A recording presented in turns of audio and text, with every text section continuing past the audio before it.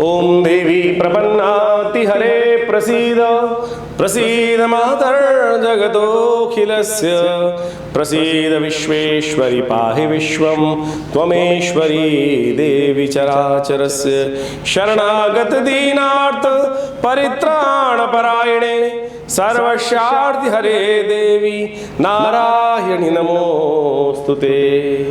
नमस्कार, आचार्यवाणी में आपका स्वागत है। मैं आचार्य डॉक्टर विक्रमादित्य आपके साथ इस चैनल पर हमेशा रहता हूं और आपके लिए ज्योतिष विज्ञान के माध्यम से और विशेषतः वृश्चिक राशि के लिए ग्रहों का योग 6 तारीख की तिथि शनिवार का अवसर और गुप्त नवरात्रि इस दिन आरंभ हो रही है। शास्त्र में कहा जाता है कि शनिवार के दिन कोई भी पूजन अनुष्ठान यदि आरंभ हो तो वो सफलता को देने वाला होता है और देव कृपा से इस बार तो गुप्त नवरात्रि का सुंदर पदार्पण जो हो रहा है वो शनिवार के दिन ही हो रहा है। आषाढ़ मास के प्रतिपदा की तिथि है और ग्रहों का परिवर्तन का योग भी इस दिन बन रहा है।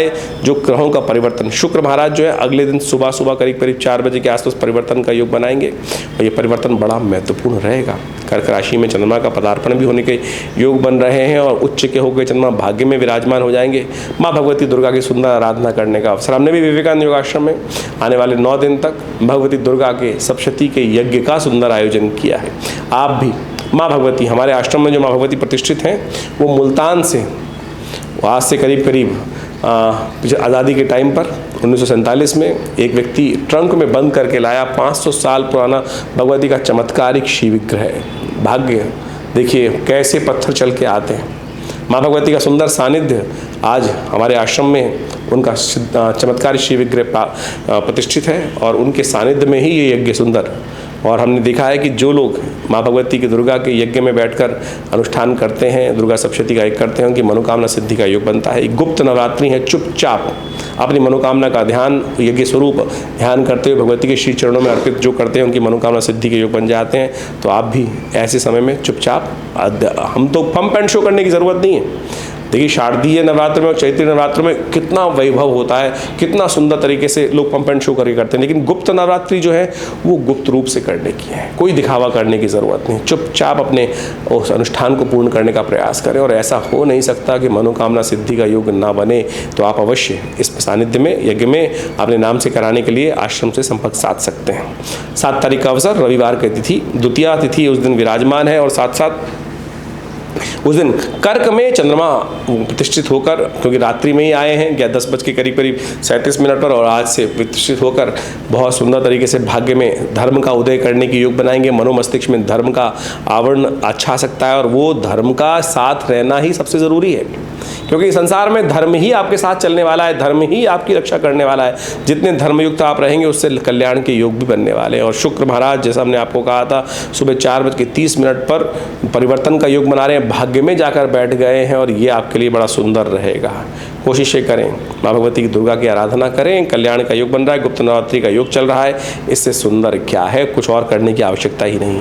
8 तारीख का अवसर सोमवार, तृतीया तिथि है और उस दिन ग्रहों का योगायोग मंगल जो है वो कृतिका नक्षत्र में प्रवेश कर रहे हैं और कृतिका नक्षत्र में प्रवेश करने के साथ साथ मंगल जो है वो अपनी गति को और आगे बढ़ाएंगे और बहुत जल्दी परिवर्तन का योग बनाएंगे। सप्तम भाव में जाके विराजमान होने के योग बनाएंगे, लेकिन अभी आपके 6ठ भाव में चल रहे हैं।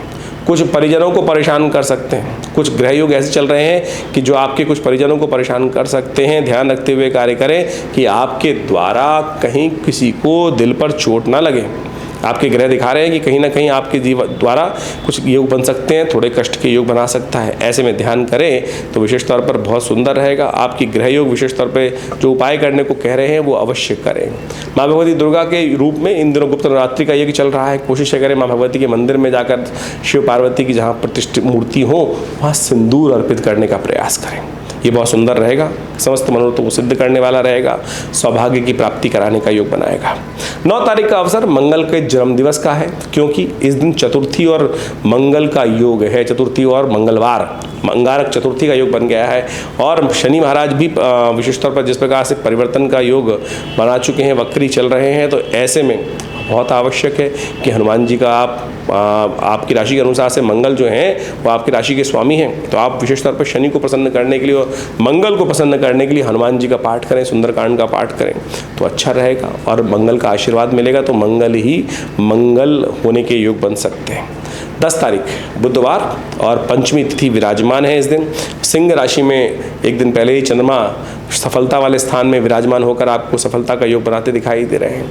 आप दृढ़ निश्चित होकर काम करने का प्रयास करें। कोई आपके कार्य में विघ्न उपस्थित करने का प्रयास करेगा तब भी कुछ नहीं कष्ट हो सकता है। आपकी सफलता के योग अच्छे बनते दिखाई दे रहे, प्रतिशत अच्छा दिखाई देता है। तो आगे बढ़िए, माँ भगवती दुर्गा का ध्यान करें। नवगुप्त नवरात्रि का समय चल रहा है और ये समय आराधना का है, फालतू में भिड़ने का नहीं है। आनंद भाव से परमात्मा का आनंद प्रभाव से यज्ञ करेंगे, पूजा करेंगे। तो जैसा हमारे आश्रम में चल ही रहा है यज्ञ, उसमें सम्मिलित होंगे तो बहुत सुंदर रहेगा। देखिए, भारतीय ज्योतिष विज्ञान एक ऐसा चमत्कार है जो समय की वास्तविक तौर पर चाल को आपको समझाने का प्रयास करता है और दैनिक गणित को देखकर, ज्योतिष के योगायोग को देखकर हम आपके समक्ष उन समस्त गणनाओं के माध्यम से आपके भविष्य फल को बताने का प्रयास करते हैं, जानने का प्रयास करते हैं कि इन ग्रहों का योगायोग क्या कुछ हमारे जीवन में राशि के अनुसार से प्रवृत्ति बनाने का योग बना सकता है। किस प्रकार से कहाँ ग्रहों का उदय, कहाँ ग्रहों का अस्त, कहाँ ग्रहों का मार्गीपन, कहाँ ग्रहों का वक्र स्थिति जो है, जो भी ग्रहों का योगायोग विभिन्न युक्तियों के साथ बन रहा है उसका प्रभाव जीवन पे क्या पड़ेगा। गोचर के दृष्टिकोण से ये परिवर्तन जो होता है वो हर व्यक्ति पे प्रभाव डालता है, लेकिन उसका प्रभाव उस प्रकार से होता है कि जैसा उसकी मूल जन्म पत्री में जन्म के समय जो जलग्न इत्यादि है उसके प्रभाव से उस गोचर के मिश्रित प्रभाव को समझकर उसको हर व्यक्ति के जीवन में उसको समझने का प्रयास करना चाहिए। देखिए, ऐसा नहीं है, बहुत सारे लोगों के मन में भ्रांति हो सकती है और ये भ्रांति स्वाभाविक है कि 12 राशियों के अनुसार से पूरे विश्व को कैसे विभाजित कर दिया। अब ये समझें कि जिस प्रकार से 12 राशियों को एक मूल रूप से, लेकिन हर व्यक्ति उन प्रवृत्ति के रूप से हम समझने का व्यक्ति बना सकते हैं, व्यवस्था बना सकते हैं। तो आप समझें कि मूल जन्मपत्री सबसे विशेष है, लेकिन फिर भी राशि के अनुसार से गोचर का प्रभाव बहुत महत्वपूर्ण होता है। अगर मूल जन्मपत्री के साथ जन्मपत्री के विषय को समझते हुए, व्यक्ति के प्रवृत्ति को समझते हुए, व्यक्ति के ग्रह योग जो भी उसकी कुंडली में बैठे हैं, चाहे राजयोग हैं, चाहे वो विभिन्न प्रकार के शुभ अशुभ योग हैं, उसको भी समझकर यदि जातक को समझाने का प्रयास किया जाए, उसके जीवन को देखा जाए तो बहुत महत्वपूर्ण ज्योतिष परिवर्तन का प्रतीक बना सकता है और लाभ की स्थिति उत्पन्न कर सकता है। फिर भी गोचर का दृष्टिकोण से हम राशि के अनुसार से जो प्रभाव आपको बता रहे हैं वो भी बहुत महत्वपूर्ण है और अपना प्रभाव दिखाता है। और हमने प्रत्यक्ष रूप से देखा है कि हजारों लोगों को जीवन में इससे लाभ भी होता है। तो आप किसी विचित्र विडंबना में ना फंसें, लोग कहने में ना आए। ज्योतिष प्रत्यक्ष है, लाखों वर्षों से भारतीय संस्कृति और विभिन्न मानव संस्कृति ने इसका लाभ उठाया है। विभिन्न शोध भारतीय संस्कृति का चमत्कार है जो समय को पहचानने में, समय को के अनुसार से व्यक्ति को कार्य करने की तरफ प्रेरित कर सकता है, सही समय का चुनाव कर सकता है। और जो व्यक्ति बुद्धिमानी के द्वारा सही वक्त का चुनाव कर लेते हैं, सही वक्त को समझ लेते हैं, उनके वारे न्यारे हो जाते हैं और जीवन में शुभ लाभ के योग बन जाते हैं, कल्याण के योग बन जाते हैं। आज व्यक्ति मॉडर्न वैज्ञानिकता की तरफ चल रहा है और उसको भी भविष्य जानने के लिए आधुनिक चीज़ों का उपयोग करता है। आप गूगल का उपयोग करते हैं, क्या आपको बताता है कि रास्ता आगे कहाँ जाम है, कहाँ नहीं जाम है, लेकिन फिर भी आप पहुँचते हैं तो कई बार वो गूगल भी गलत हो जाता है। तो कहीं ना कहीं उसने साइंटिफिक पैरामीटर्स पे काम किया, एनालिसिस किया डाटा को, लेकिन फिर भी उसकी गणनाएं भी गलत हो जाती हैं। और आप समझें जो भविष्य की दिशा है, क्योंकि भविष्य, ग्रहयोग, वर्तमान सब परिवर्तनशील है। ऐसा कुछ भी नहीं है कि जो स्टैटिक है, सब कुछ परिवर्तन की तरफ जा रहा है, सब कुछ आगे हर पल हर क्षण बदल रहा है। और वो बदलाव इतना तीव्र भी होता है और इतना क्षणिक भी होता है और इतना दीर्घ लंबा भी होता है कि जिसका कई बार परिवर्तन बहुत महत्वपूर्ण सामने आ जाता है और कई बार इतना स्वाभाविक होता है कि व्यक्ति को पता भी नहीं चलता।